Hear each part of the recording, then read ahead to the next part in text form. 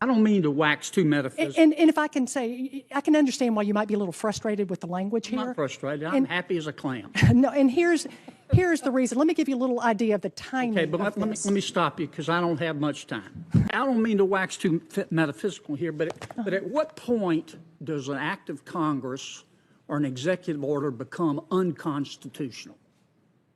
Well, it all depends on what the act does. No, but I mean, at what point is it become? I can look at a statute and say, I think that's unconstitutional. Does that make it unconstitutional? I think the issue that we faced at the Department of Justice is to defend this executive order would require lawyers to go in and argue that this has nothing to do with religion. But at what point does a statute or an executive order become unconstitutional?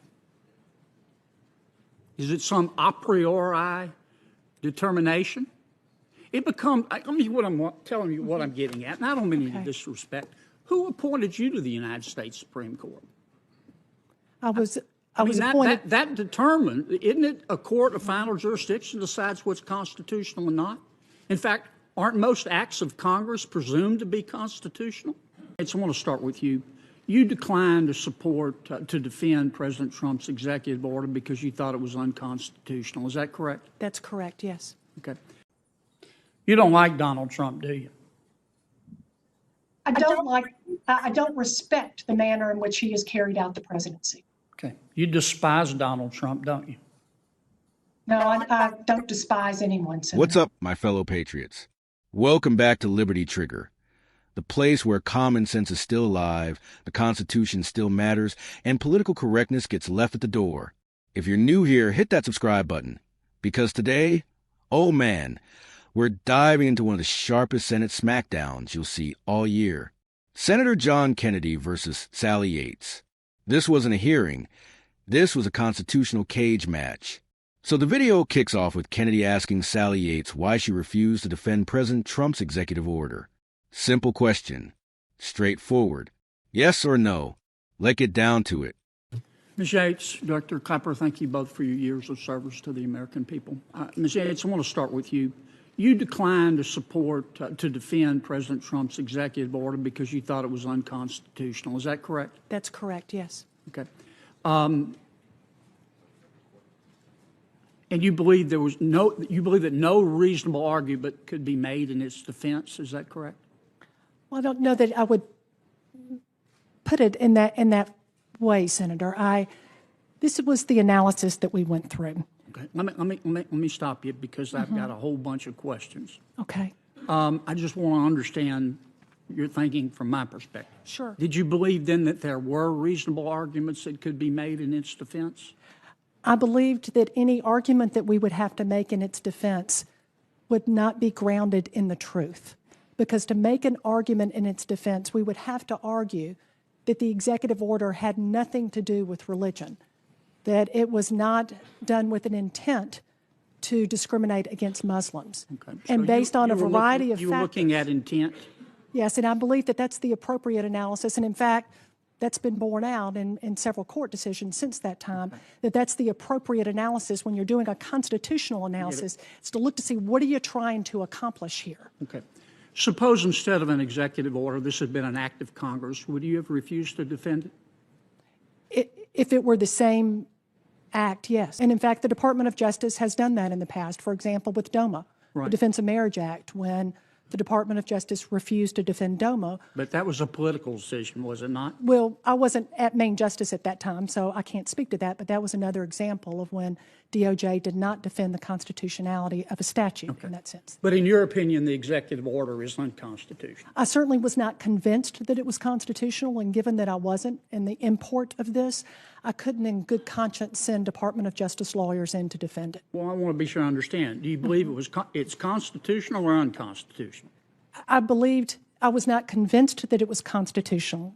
I believed that it was unconstitutional in the sense that there was no way in the world I could send folks in there to argue something that we didn't believe to be the truth. So you believe it's unconstitutional? Yes. Okay.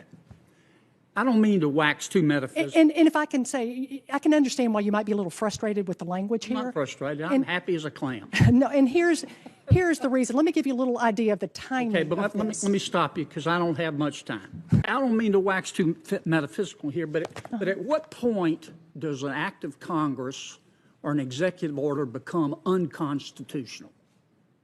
Well, it all depends on what the act does. No, but I mean, at what point is it become? I can look at a statute and say, I think that's unconstitutional. Does that make it unconstitutional?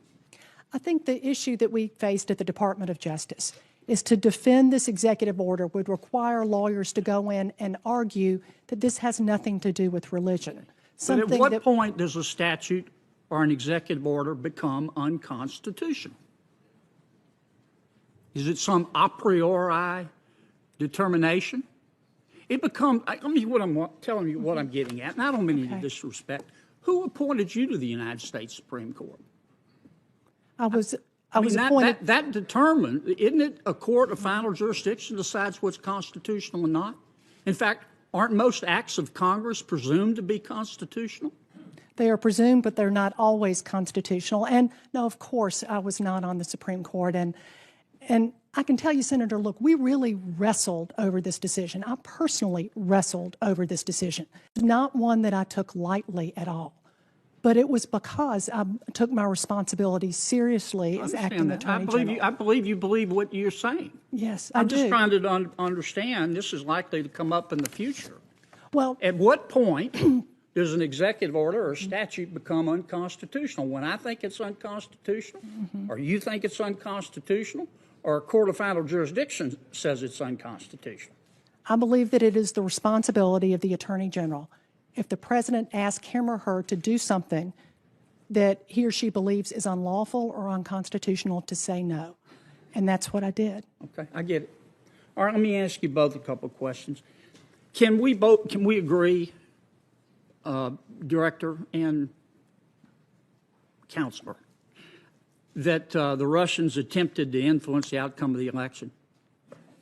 Yes, sir, absolutely. Yes. Do you believe that the Russians did, in fact, influence the outcome of the election, Director?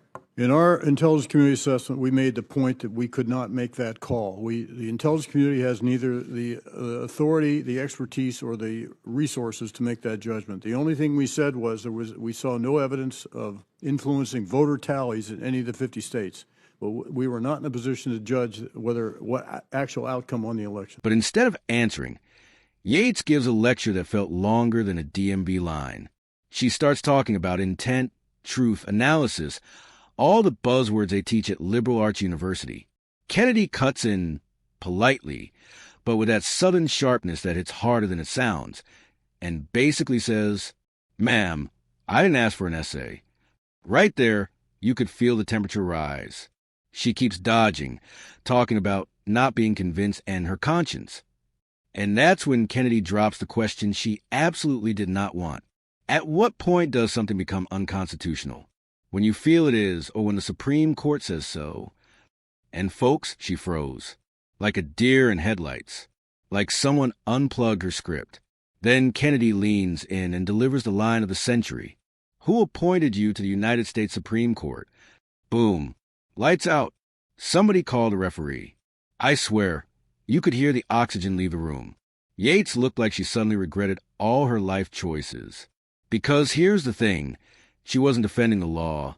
She was defending her feelings. And last time I checked, feelings don't decide constitutionality. If they did, every law in America would change depending on who woke up grumpy that morning. Kennedy even brings up the Defense of Marriage Act. Another time DOJ refused to defend something, and asks why it only seems to happen with Republican-backed laws. And buddy, the dodge she did could have qualified for the Olympics. Kennedy, calm as ever. Yates, sweating like someone realizing they left the oven on. Then the topic shifts, Russia interference in 2016. Both witnesses agree Russia tried to meddle. Both agree there's zero evidence they changed the outcome. Kennedy drops a little humor. Sounds like they tried and failed, kind of like my first diet. Tell me that man isn't a national treasure. Here's the bottom line. Sally Yates came into that room ready to defend her personal interpretation of the Constitution, not the actual Constitution. That's the problem with half of Washington today. Too many people think their emotions are law. Senator Kennedy? He came in with facts, logic, precedent, and that brilliant Southern charm. He didn't yell. He didn't rant. He didn't grandstand. He just surgically dismantled every weak argument she tried to hide behind. That's what defending the Constitution actually looks like. So if you enjoyed this breakdown of one of the cleanest, calmest political takedowns in Senate history, hit that like button. Subscribe for more unapologetic patriot commentary. And drop a comment below. Was Kennedy fair, or did he go too easy on her? Until next time, stay loud, stay proud, and stay American. God bless you. God bless Senator Kennedy's one-liners. And God bless the United States of America.